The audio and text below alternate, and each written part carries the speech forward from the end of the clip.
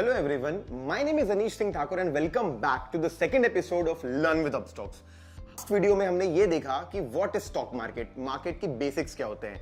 आज हम ये स्टडी करेंगे आपको मार्केट में कौन कौन मिलेगा मतलब कि मार्केट पार्टिसिपेंट्स कौन कौन होते हैं। Basically there are 3 categories of market participants जो मार्केट में ट्रेडिंग करते हैं। पहले होते हैं रिटेल ट्रेडर्स, आप और मैं, नॉर्मल लोग। दूसरे होते हैं हाई नेटवर्थ इन्वेस्टर्स जिनको हम HNI क्लाइंट्स भी कहते हैं। तीसरे होते हैं इंस्टीट्यूशंस मतलब companies, big companies like LIC, Aditya Birla group. तो तीसरे होते हैं institutions, retail traders, high net worth investors and companies, big companies. तो तीनों को डिफाइन करते हैं। पहले स्टार्ट करते हैं रिटेल ट्रेडर्स के साथ। कौन होते हैं रिटेल ट्रेडर्स? सिंपल, आप और मैं, जो लोग अपने घर से, अपने लैपटॉप से ट्रेडिंग करते हैं, न्यूज देख करके या किसी की सर्विस ले करके या खुद से चीजें सीख करके, नॉर्मल जो लोग ट्रेडिंग करते हैं उनको कहते हैं रिटेल ट्रेडर्स। दूसरे होते हैं HNI, हाई नेटवर्थ इन्वेस्टर्स, जो बड़ा कैपिटल डिप्लॉय करते हैं, जो लोग थोड़ी better study, better technicals, better fundamental, better information जिनके पास होती है, they invest in crores of rupees. जो थर्ड कैटेगरी होती है that is called institutional investors, big companies. दो तरीके की होती हैं, एक होती है जो इंडिया के बाहर की कंपनीज हैं, एक इंडियन कंपनीज हैं, FII जिनको कहते हैं foreign institutional investors.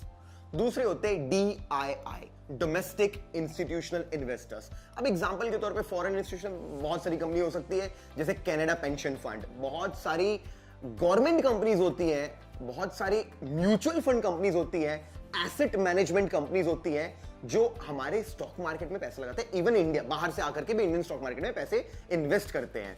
Same LIC, आप सबको मालूम है सबसे बड़ा जो डोमेस्टिक इंस्टीट्यूशनल इन्वेस्टर है इंडिया का, वो है LIC, that's a government company.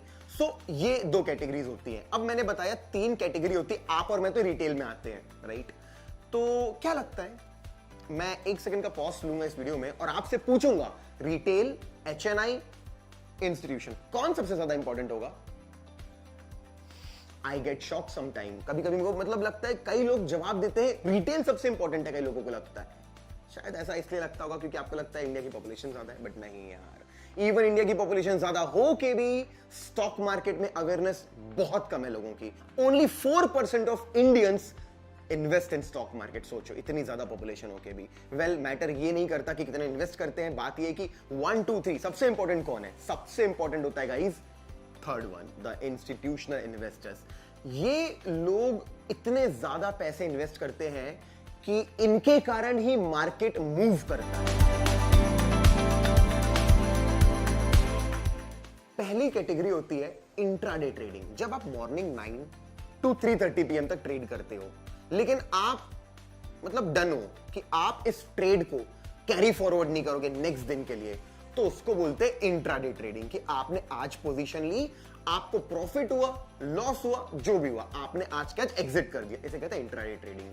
Second trading होती है mid term trading. Mid term trading मतलब उसको बेसिकली स्विंग ट्रेडिंग बोलते हैं। स्विंग बोलते हैं या कुछ लोग पोजिशनल बोलते हैं, या आप मिड टर्म ट्रेडिंग भी कह सकते हो। जब भी आप पोजीशन 1 दिन से ज्यादा होल्ड करते हो, चाहे 2 दिन, 4 दिन, 1 हफ्ता, 1 महीना से लेकर के 1 साल तक भी, उसको पोजिशनल बोलेंगे, स्विंग नहीं बोलेंगे। इसमें भी 2 कैटेगरी होती है। एक स्विंग ट्रेडिंग कहते हैं कि एक स्विंग पकड़ना, और एक होती पोजीशनल कि मैंने पोजीशन ले ली, मैंने इस स्टॉक में पोजीशन ले ली है। तो अगर 1 साल तक आप उसको होल्ड करते हो तो उसको पोजीशनल ट्रेडिंग कहते हैं। जो तीसरी कैटेगरी होती है, इसको ट्रेडिंग ही नहीं बोलते, सीधे इन्वेस्टिंग बोलते हैं। जब आप किसी स्टॉक में 3 साल, 5 साल, 10 साल के लिए पोजीशन लेते हैं, उसे हम कहते हैं मैंने स्टॉक में इन्वेस्ट किया है। 2 कैरेक्टरिस्टिक होते हैं एक इन्वेस्टर के अंदर, जो आपके अंदर होने चाहिए। बेसिकली पैसा, नेचर, 2 चीज होती है। कितना पैसा है आपके पास, कितना इन्वेस्ट कर सकते हो। नेचर कैसा है आपका, क्या आपको बहुत गुस्सा आता है, क्या आप अग्रेसिव नेचर के हो, क्या आप बहुत शांत नेचर के हो। कोई सिचुएशन गलत होती तो आप पैनिक नहीं करते, आप काम रहते हो। तो बेसिकली ये 2 क्वालिटीज नहीं है तो आप इन्वेस्ट नहीं कर सकते। जैसे कोरोना हमारे अभी पूरे के पूरे सिस्टम पे इंपैक्ट किया, मार्केट बहुत ज्यादा फॉल किया, जितने लोगों ने पैनिक नहीं किया, सेल नहीं किया, या कुछ लोगों ने बाय किया उस सिचुएशन में, क्या हुआ उन लोगों के साथ? आज 1 साल हो चुका है इस टाइम को, I think every share in the stock market, लगभग 90% stock market more than double हो चुका है यार, और कुछ स्टॉक्स तो 10 टाइम्स ग्रोथ दे चुके हैं। क्यों उन लोगों को बेनिफिट हो? क्योंकि वो लोग लॉन्ग टर्म इन्वेस्ट किए, उन लोगों ने पैनिक नहीं किया। तो ये जो थर्ड कैटेगरी है, इसका क्राइटेरिया है you should have good capital to invest, या तो recurring capital, so that you invest regularly in the stock market. So there are many methods to invest, बात करेंगे बाद में मेथड्स के बारे में। और जो नेचर होता है वो होता है शांत, काम, पैनिक नहीं करना और कन्विक्शन होना कि अगर मैंने स्टॉक लिया लॉन्ग टर्म के लिए, लेट से 10 साल के लिए, तो मैं नहीं सेल करूंगा 10 साल तक।